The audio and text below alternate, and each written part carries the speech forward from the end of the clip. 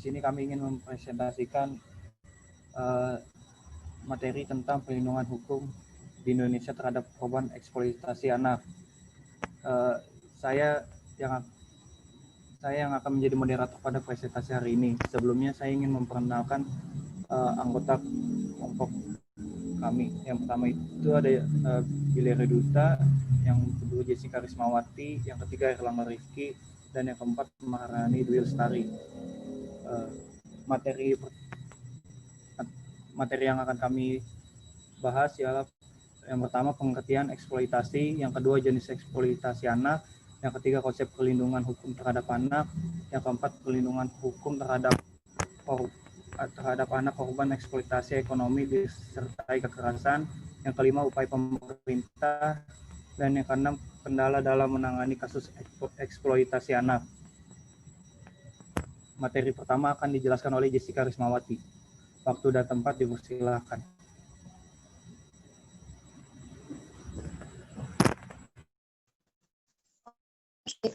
Dilihat dari segi bahasa, eksploitasi bersumber dari bahasa Inggris, yakni exploitation, yang memiliki arti politik, memanfaatkan yang sewenang-wenang atau terlalu berlebihan kepada sesuatu.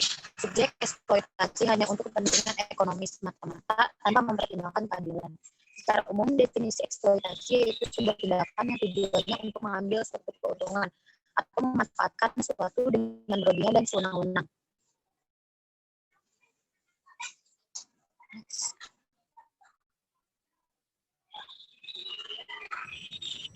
Next.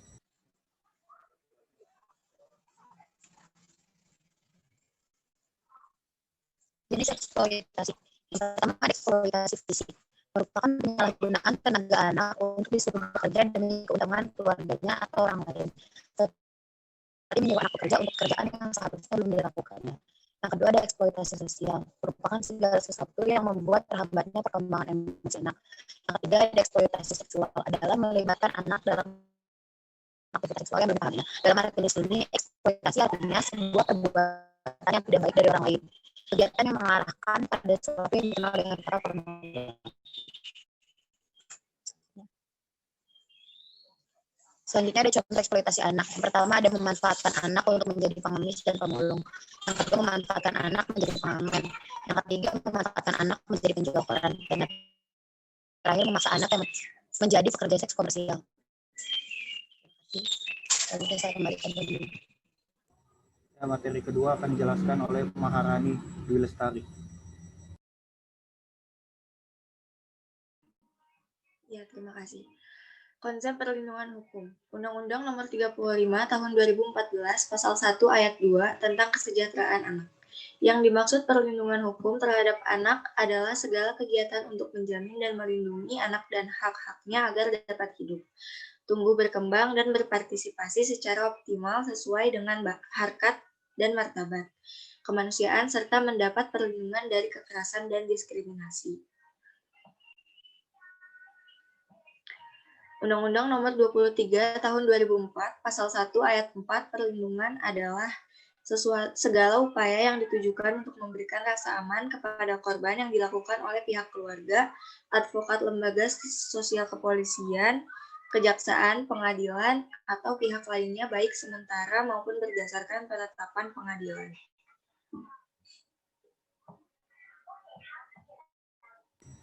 Lanjut.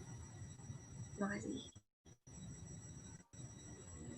Ya, selanjutnya materi ketiga akan dijelaskan oleh Erlangga Rifki.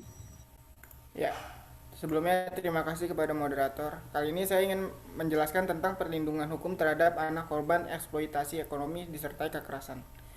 Jadi, dari pasal 66 Undang-Undang Perlindungan Anak tersebut menjelaskan perlindungan khusus bagi anak yang dieksploitasi secara ekonomi maupun seksual dilakukan melalui penyebarluasan dan sosialisasi ketentuan peraturan perundang-undangan yang berkaitan dengan perlindungan anak yang dieksploitasi secara ekonomi maupun seksual, pemantauan, pelaporan, dan pemberian sanksi.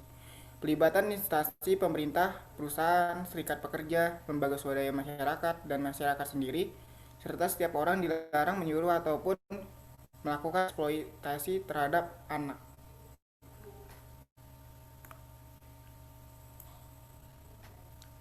Dan berdasarkan yang ditegaskan pula dalam Undang-Undang Nomor 39 Tahun 1999 tentang Hak Asasi Manusia pada pasal 64, dengan menyatakan setiap anak berhak memperoleh perlindungan dari kegiatan eksploitasi ekonomi dan setiap pekerjaan yang membahayakan dirinya, sehingga dapat mengganggu pendidikan, kesehatan, fisik, moral, kehidupan, dan mentalnya. Ya, terima kasih Billy selaku moderator. Ya, materi keempat selanjutnya upaya pemerintah. Upaya pemerintah melalui Undang-Undang Dasar 1945. Selanjutnya Undang-Undang Nomor 20 Tahun 1999 tentang usia umum diperbolehkannya bekerja. Yang ketiga, Undang-Undang Nomor 1 Tahun 2000 tentang pelanggaran dan tindakan segera penghapusan bentuk pekerjaan terburuk anak. Yang keempat, Undang-Undang Nomor 35 Tahun 2014 tentang perlindungan anak. Yang keenam, Undang-Undang Nomor 13 Tahun 2003 tentang ketenagakerjaan. Next.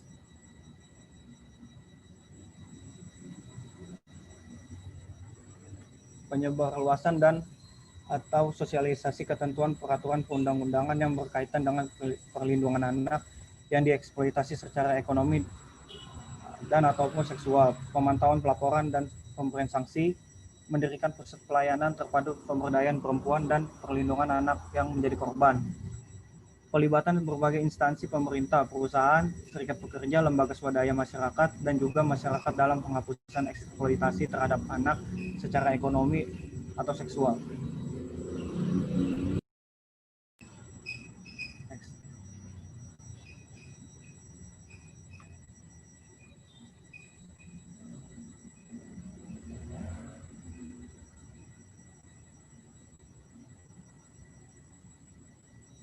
Selanjutnya adanya rumah perlindungan anak, melahirkan adanya regulasi, menempatkan pekerja sosial di seluruh Indonesia untuk bisa melakukan perlindungan dan pendampingan terhadap korban. Next.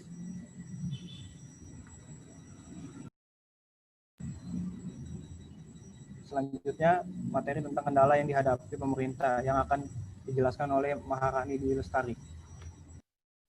Ya, kendala yang dihadapi pemerintah. Kendala internal, yaitu orang tua mempekerjakan anak karena faktor ekonomi. Yang kedua, anak putus sekolah. Ketiga, keluarga yang salah membina anak dan pemahaman orang tua bahwa anak adalah aset yang tidak dapat diganggu-gugat oleh siapapun. Yang kedua adalah kendala eksternal. Program pemerintah dalam pemberian pendidikan gratis tidak merata. Aparat penegak hukum tidak menyelesaikan masalah sampai pada preventif, hanya sampai tindakan kuratif. Adapun kendala yang dihadapi dari pihak pelaku, yaitu kurang pekanya pelaku terhadap kedudukan anak, adanya keterbatasan ekonomi dari pelaku, adanya gaya hidup materialistis dari pelaku, dan kesadaran hukum dari pihak pelaku masih rendah. Terima kasih, Billy. Baik, kesimpulan yang dapat kita ambil ialah kemiskinan yang terjadi di Indonesia membuat banyak orang yang menghalalkan banyak cara seperti memanfaatkan anak mereka yang masih di bawah umur untuk bekerja di jalanan sebagai pengemis, pedagang asongan, bahkan lebih parah sebagai pekerja seksual untuk memenuhi kebutuhan ekonomi. Padahal kisaran umur mereka yang masih dini harusnya mereka fokus pada pendidikan, tetapi karena beberapa faktor mereka harus meninggalkan pendidikannya. Sekian dari kelompok kami. Terima kasih.